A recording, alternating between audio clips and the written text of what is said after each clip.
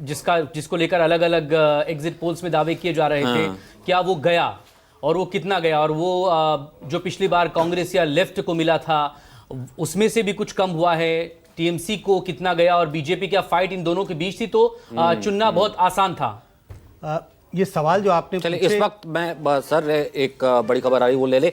Election commission के रुझानों के बाद कोलकाता में हलचल तेज हो गई है। लगभग अब क्योंकि स्थिति साफ होती चली जा रही है, नमन्ना भवन के बाहर सुरक्षा बलों की तैनाती की गई है। हालांकि इलेक्शन कमीशन की तरफ से पहले ही ये निर्देश और ये बात सामने आई थी कि आज जितनी तमाम पॉलिटिकल पार्टीज हैं वो आज जश्न से बचें, किसी तरीके के जश्न और नारेबाजी से बचें। उसके बाद जो भी रिजल्ट आता है तो सुरक्षा बलों की तैनाती इस वक्त और ज्यादा पुख्ता की गई है क्योंकि हलचल इस वक्त बढ़ गई है। पैरामिलिट्री फोर्सेस इस वक्त तैनात है और ये तस्वीरें भी साफ बता रही है। सर, जो सवाल आपने पूछे उसके विश्लेषण के लिए तो बहुत बारीकी से विश्लेषण करने की जरूरत होगी क्योंकि बहुत महीन सवाल है। लेकिन सवाल यह है कि अगर एग्जिट पोल या जो तमाम पोल्स अनुमान लगा रहे थे 8 या 9% वोट जो है मुस्लिम का बीजेपी की तरफ जा रहा है, कोई आश्चर्य की बात नहीं है। आप तमाम राज्यों में देखेंगे इतना वोट तो मुस्लिम का बीजेपी की तरफ जाता है। कुछ ऐसे राज्य हैं जहां पर अगर बाईपोलर कंटेस्ट है कांग्रेस और बीजेपी के बीच, वहां पर आपको इसका आंकड़ा और ज़्यादा दिखाई पड़ेगा। तो बहुत आश्चर्य की बात नहीं है एग्जिट पोल के नज़रिए से।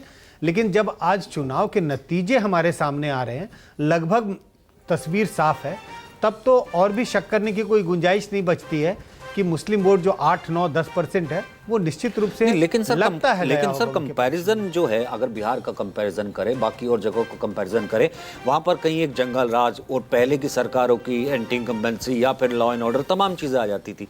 यहाँ पर तो सीधा बंगाली या फिर कहीं मुस्लिम अस्मिता की बात सामने आ जाई, आपकी अजान की बात सामने आई, यहाँ पर सामने बात आई कि आपको तो खाने पर पाबंदी, और जो जब बात अस्तित्व तक की जो है ताक पर रखी जाए और फिर ऐसे में बंटना, तो ये चौंकाता नहीं है। देखिए, आपने जिन मुद्दों का जिक्र किया, जब एक मतदाता वोट देने जाता है तो वोट एक है, मुद्दे उसके दिमाग में कई होते हैं। आपने अस्मिता की बात की, आपने खान पान पर रोक लगाने की बात की, तो ऐसे तमाम चीज़ें हैं।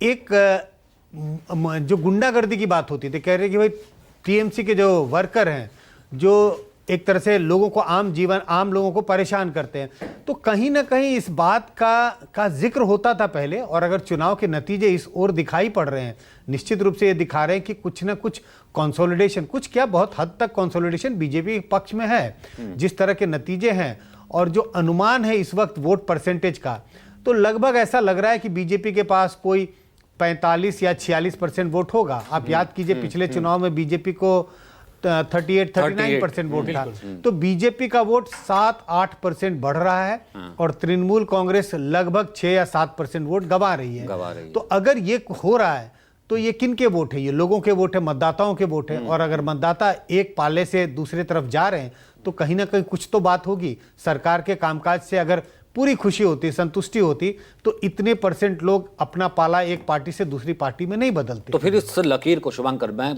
आपसे जिक्र करना चाहूँ, फिर इस लकीर को लंबी खींचने की जरूरत है। एनालिसिस बाद में होगा कि सिर्फ कंसोलिडेशन का टूटना नहीं, या 8% अगर उस तरफ भी जाता है तो इसमें फिर एंटी इनकम्बेंसी भी है, इसमें लॉ एंड ऑर्डर भी है, और इसमें जिसमें सर का जिक्र भी किया कि वो जो हिंसा और वो मारपीट, वो तमाम इशू थे, उसने भी काम किया। नहीं, बिल्कुल। देखिए, मैं मान लेता हूँ एंटी इनकम्बेंसी है, सारी बातें एक तरफ तो है ही है, लेकिन ये जो फिगर है, ये फिगर अकेले बीजेपी का नहीं है, ये बीजेपी एंड एलाइज का है। बीजेपी एंड एलाइज मतलब इनके एलाइज कौन है? ईसीआई इनका सबसे बड़ा एलाई वहाँ पे रहा है, तो ये उनके साथ का मिला हुआ फिगर है और इसी के ऊपर पूरा सिस्टम जो है कंप्लीटली डिजाइन है। शुभांकर जी, आपको रोकूंगा माफी के साथ। बड़ी खबर, बंगाल में 2 सीटों के नतीजे घोषित हो गए। मोंटेश्वर से बीजेपी के सैकत पांजा ने जीत दर्ज की है और भगवान गोला से टीएमसी के रियात हुसैन सरकार ने यहां पर जीत दर्ज की। 293 में से 2 सीटों के नतीजे जारी हो चुके हैं, घोषित हो चुके हैं। बाकी अभी और 291 सीटों के रिजल्ट आने बाकी हैं और 195 पर रुझानों के तहत बीजेपी आगे, 92 पर TMC. Please complete Shubhankar ji.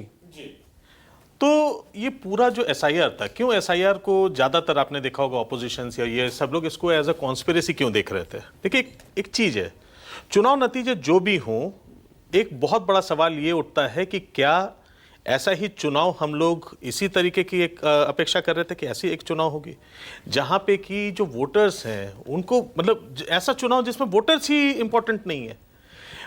27 lakh voters जो हैं, अगर आप इसको परसेंटेज में देखें तो अगर सोचिए अगर उसमें हैं तो एक डिफरेंस तो क्रिएट हुआ। टारगेट तो यही था ना कि जो 10% का जो गैप था, और वो भी बिल्कुल मैप्ड, इसको बाकायदा मैप किया गया था। इन्फ्लुएंसेस नहीं होती, आप यहां पे लेवल प्लेग्राउंड आप किसको कहेंगे? कौन सी चीज ऐसी थी जहां पे जिसके खिलाफ ममता दीदी नहीं लड़ी? एक हारना जीतना सबके उस पर साथ हो सकता है, लेकिन जिस तरीके से हुआ, जिस प्रकार से हुआ, जिन 27 लाख लोगों के नाम कटे, आज उनको क्या इस जीत की खुशी या दुख कुछ भी महसूस हो सकता है? उनको तो आपने तो सर, मतलब उस राइट से ही बाहर कर दिया। अगर इसका नतीजा जिसे क्या कहते हैं आधा गिलास खाली भरे का नतीजा जो है, अगर वही दूसरा होता जो कल ममता कह रही थी कि 220 221 पर हम आ रहे हैं, जो कि टीएमसी आश्वस्त थी, अगर यही नतीजा 220 पे 200 के पार टीएमसी होता तो बात वही होती। बात वही है। तब भी क्या इस बात को किसी भी तरीके से पूर्ति की जा सकती? मैं कई बार आप ही के चैनल पर भी मैं ये बता चुका हूं कई बार कि अगर दीदी जीतती भी हैं, अगर टीएमसी जीत के भी आती है, तो भी वो 27 लाख वोटों जो वोटर्स के साथ जो नाइंसाफी हुई, इसकी भरपाई नहीं हो सकती।